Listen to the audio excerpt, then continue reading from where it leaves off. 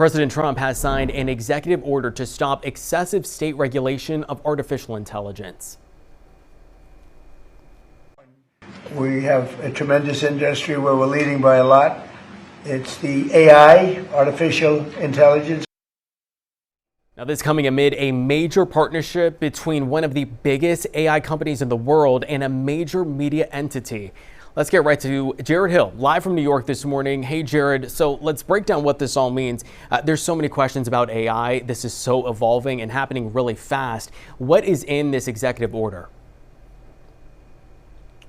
So, Austin, essentially this executive order blocks states or would work to block states from crafting their own AI regulations that go beyond a, quote, minimally burdensome national standard.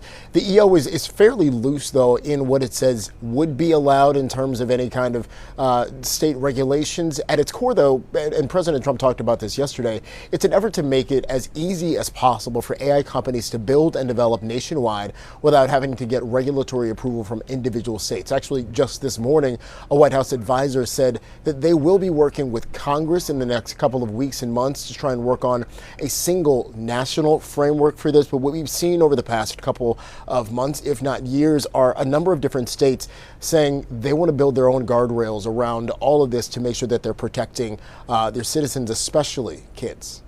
Back to you.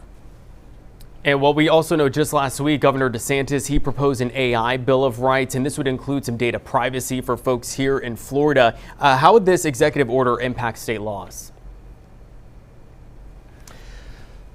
It's not clear yet, and that's one of the things with this that we know we are seeing from the administration saying that they want to develop some sort of actual firm legislative framework with Congress, because within this executive order, it just creates a task force that would then look at each individual law and say whether it is in compliance with what the federal government wants to do. With that, though, they do say that they won't be going after everything, including some of those laws that are specifically targeting privacy issues, as well as making sure that kids are safe.